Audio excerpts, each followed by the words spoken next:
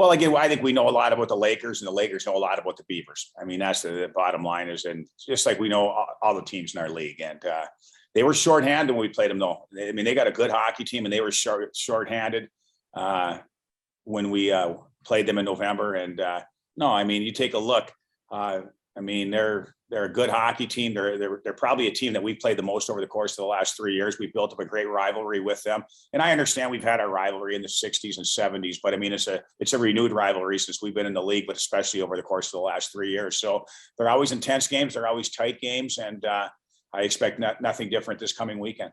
I think it's a combination. You're darn right. As a coach, you still have an obligation to try to get the team ready. You have to sit there and prepare properly.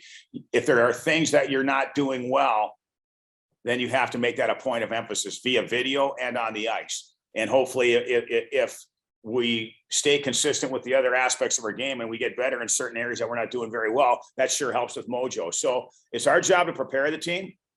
It's our job to raise the awareness, and obviously it's their job to execute. So it's a combination of a lot of things. And you got to motivate properly, and it's not easy sometimes, but the word mojo is basically trying to get consistency to your team. That's the biggest thing right there. And then once you have consistency to your team and your guys, they feel it, they understand that they see that they see the fruits of their labor, and then it does become a little easier, but sometimes you got to relearn that stuff. It's just the way it is. You got to relearn it. It's a tough sport. It's a tough game.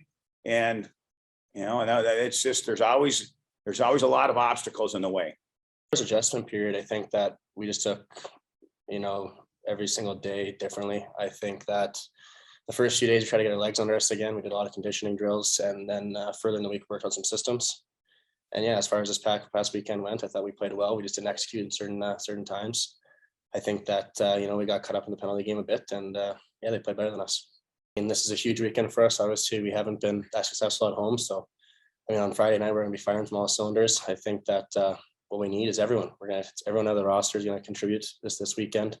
It can't be one or two guys. I think right from our goaltenders to our defense to our forwards, everyone's going to play good. Urgency is a big part of it, but also guys just get more comfortable in the second half. In the first half, the freshmen are not used to college hockey, and kind of everything happens so quickly in the first half. In the second half, you kind of have the Christmas break. You have time to evaluate yourself and the team, and you kind of fall into your role. I think different players kind of realize what makes them successful. And the second half is, it's always a push every single game. You got to play like your last one because the season goes by very fast. So we're gonna have to turn it on here. Physically, it's a big part, but I think it's more so mentally. I mean, because college hockey, like Monday through Thursday, you're doing a lot of preparation, a lot of work, in the gym, on the ice, you're ramping up every single day. And then Friday, Saturday, you're ramping up even more. So, the whole week you're busy, and kind of only rest day is that Sunday. You only get one kind of day. So I think just during the break, honestly, just relaxing, kind of thinking, not getting away from the game of hockey, but just kind of thinking what makes you successful and why you play it, and different teammates and role situations and stuff like that. So this season, it's we've had ups and downs, and still for a goalie, right now it's who wins games. So it's kind of back and forth. It's nice to have that competition to where you're competing for a starting role in the weekend. But right now we both need to win, and we're supporting each other. So it's nice in both ways like that. Able to go home and just relax and get away from hockey a little bit, because obviously leading up to that, it was just finals and getting towards the end of the year. So it's kind of ramping up, and then you get a little break and you can kind of take some time to yourself, reflect on the first half, and then just kind of get away from hockey, let your mind rest a bit. And then towards the last couple of days of break, you're itching to get back. So breaks are nice for that, to just get the motivational factor of getting ready for the second half and being pumped up for it.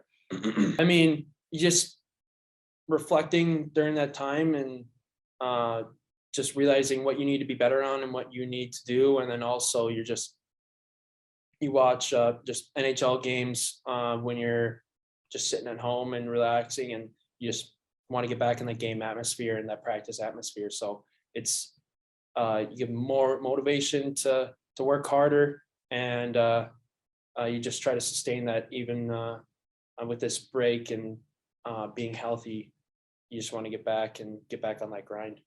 And guys know what's on the line. We're second in our league right now, so guys know that we need to keep up this pace or be better in conference play, just to be able to get a very high playoff spot, and also just the pressure of the second half, guys stepping up, guys knowing their roles, guys executing their roles better. So I think guys are excited, especially just ready to play as a team and really mesh together to finish off this second half and roll into playoffs.